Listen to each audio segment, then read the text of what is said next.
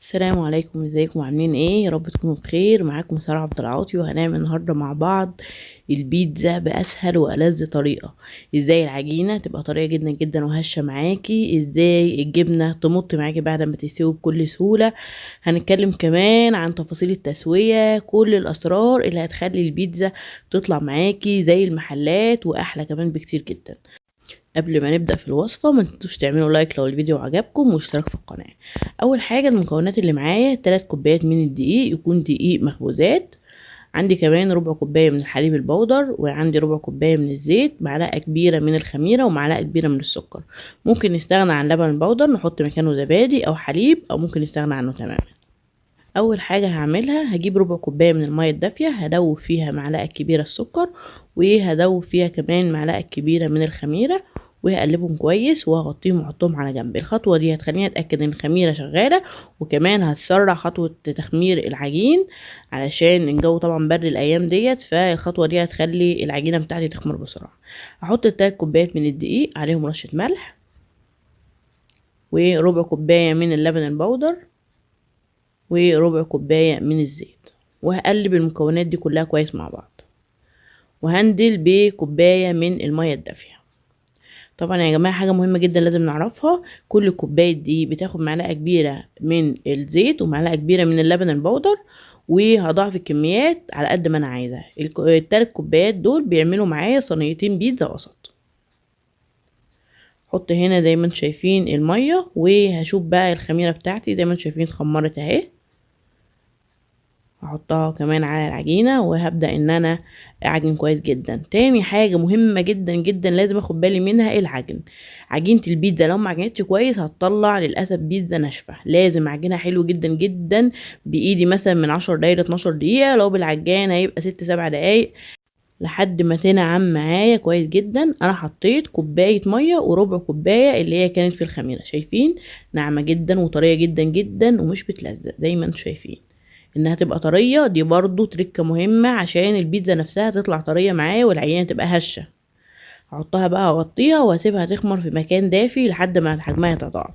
بالنسبة بقى للصلصة اللي هحطها على البيتزا، عندي هنا معجون طماطم حوالي 4 معالق كبار، حطيت عليهم معلقة كبيرة توم باودر، معلقة كبيرة من البصل البودر، نص معلقة صغيرة فلفل اسود، حطيت كمان زعتر، اي نوع زعتر تفضلوه، وكمان هحط هنا زيت زيتون، معلقه كبيره من زيت الزيتون. لو في حد مش حابب يستخدم الصلصه الجاهزه ممكن نحط بصلايه كبيره متقطعه مكعبات مع 3 حبات طماطم يكون لونهم احمر جدا، مع فصين توم على النار، واول ما يسبكوا هضربه بالهاند بلندر، وكده تبقى جاهزه معايا الصلصه بتاعت البيتزا. عندي هنا بقى للبيتزا زيتون شرايح، ممكن اسود وممكن اخضر. عندي كمان جبنه موزاريلا لازم اكون مطلعاها من التلاجة قبلها بفتره طويله واخد درجه حراره الغرفه. وعندي كمان طماطم وفلفل مقطعهم شرايح، ممكن استخدم مشروم مثلا او اي نوع خضار انا بحبه، ممكن استخدم كمان بصل. عندي هنا العجينه بتاعتي بعد ما خمرت، شايفين يا جماعه خمرت حلو جدا ازاي. هجيبها بقى هقطعها هنا هو نصين علشان تبقى سهله معايا في الفرد.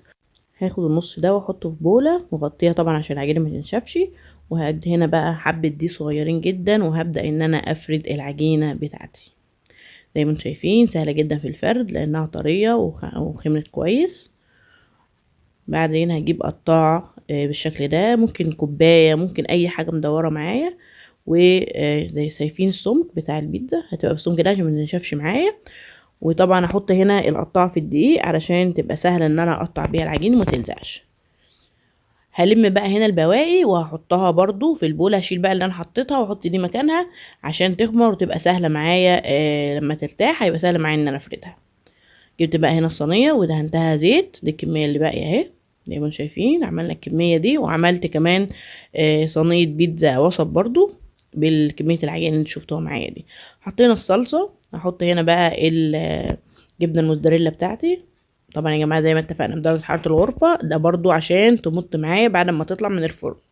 نخلي بالنا في كل الحاجات اللي انا بقولها عشان البيتزا تطلع معايا نتيجتها كويسه ومضمونه واحلى من بتاع بره بكتير جدا. زودت هنا جبنه، ممكن ما احطش تاني، كفايه اللي انا حطيته في الاول. هنا الكميه بتاعتي كلها جاهزه، الفرن شغال مهم جدا على درجه حراره 220.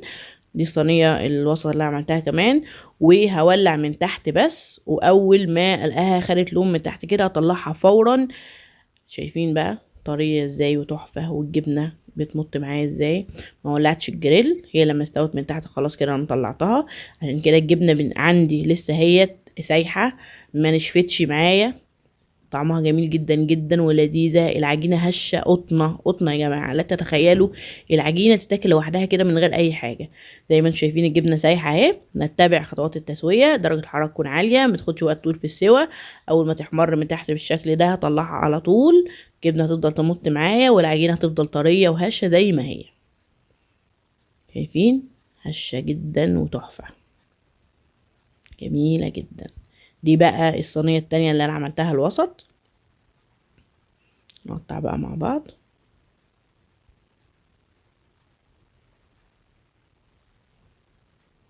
هوريكم بقى هنا قد ايه. شايفين الجبنه بتمط معايا ازاي؟ دي كمان كانت برد شويه وانا بصور.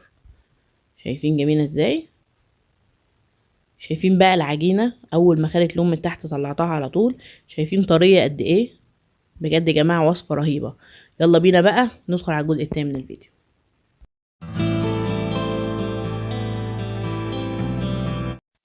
هنتكلم النهاردة في معلومة ظريفة عن الفلفل الحلو أو الفلفل الرومي. في منه ألوان كتير، أصفر وأحمر وأخضر وبرتقالي. بيتاكل ني وبيتاكل مطبوخ، وممكن كمان يتحمص. الفلفل الأحمر يتحمص ويطحن وبيستخدم كنوع من أنواع البهارات وهو البابريكا. مبدئيا كده الفلفل الأخضر يعتبر مصدر غني جدا جدا بفيتامين سي. حباية واحدة بس فلفل متوسطة بتحتوي على 169% من احتياجنا اليومي من فيتامين سي، يعني اكتر من مرة ونص من الكمية اللي انا بحتاجها كل يوم من فيتامين سي. طبعا فيتامين سي له دور مهم جدا في دعم جهاز المناعة، دور مهم جدا كمان في الحفاظ على نضارة البشرة والحفاظ على انها تبقى دايما رطبة. كمان فيتامين سي له دور مهم جدا في حماية الجسم من الانيميا. طبعا اللي هو الفلفل اللي لونه احمر بيكون فيه كميه كبيره جدا من الحديد، بس كمان لازم نبقى عارفين ان فيتامين سي بيساعد على امتصاص الحديد من الاكل.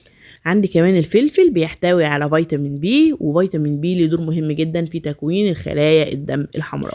يحتوي الفلفل كمان على فيتامين كي، وده ليه دور مهم جدا في تجلط الدم. لو اتجرحت مثلا هيخلي الدم يتجلط بسرعة وما نزفش دم كتير. كمان ليه دور مهم في صحة العظام وبيدعم صحة القلب. عندي كمان بيحتوي الفلفل على حمض الفوليك، اللي هو طبعا احنا كلنا عارفين ان هو مهم جدا للجسم، وخصوصا مهم جدا للحوامل. كمان الفلفل بيحتوي على فيتامين اي. فيتامين اي ده طبعا باورفول انتي اوكسيدانت، يعني مضاد قوي جدا جدا من مضادات الاكسده. كمان ليه دور مهم في صحة الاعصاب والعضلات. اخيرا بيحتوي الفلفل على فيتامين A اللي هو مهم جدا جدا لصحة النظر. بيحتوي على كمية كبيرة من فيتامين A الحقيقة. وبكده نقدر نقول ان احنا قدمنا نبذة مختصرة عن القيمة الغذائية للفلفل. اتمنى تكون عجبت حضراتكم. لو عجبكم الفيديو ما تنسوش تعملوا لايك واشتراك في القناة. كانت معكم دكتور سارة عبد العاطي. دمتم في رعاية الله وامنه، والسلام عليكم ورحمة الله وبركاته. شكرا لكم على المشاهدة.